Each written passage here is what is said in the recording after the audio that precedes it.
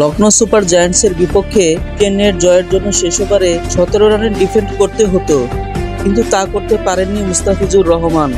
ওভারের প্রথম 3 বলে 19 রান দিয়েছেন এই বাঁহাতি পেসার। তারপরও ম্যাচ হারের দায় মুস্তাফিজের কাঁধে দিতে নারাজ ঋতুরাজ গায়কোয়াদ। মুস্তাফিজের করা শেষ ওভারের প্রথম বলেই 6 মারেন অজি ব্যাটার মার্কাস স্টোয়নিস। দ্বিতীয় ও তৃতীয় বলে দুটি 4 মারেন। 3 নম্বর বলটি নো করেন মুস্তাফিজ। ফ্রি হিটকে আবার 4 বানিয়ে 3 বল আগেই লখনৌকে ম্যাচ জেতান স্টোয়নিস। 3 ওভার 3 বলে 51 রান দেন বাংলাদেশের এই পেসার।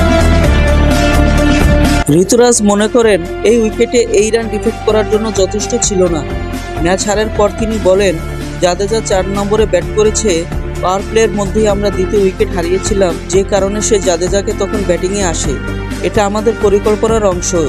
যখনই 2 উইকেট পড়বে তখনই জাদেজা আসবে। আমি মনে করি এটা দলীয় রান যথেষ্ট নয়, তবে তারা যেভাবে ব্যাটিং করেছে তাতে তাদের কৃতিত্ব দিতেই হবে।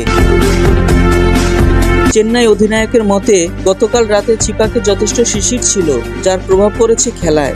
ফিল্ডিংয়ে সমস্যা হয়েছে, একই সঙ্গে স্পিনারদের বল গ্রিপ করতে বেগ পেতে হয়েছে। তিনি বলেন, এই হার হজম করা কঠিন, কিন্তু শেষ পর্যন্ত ভালো খেলেছে লখনৌ।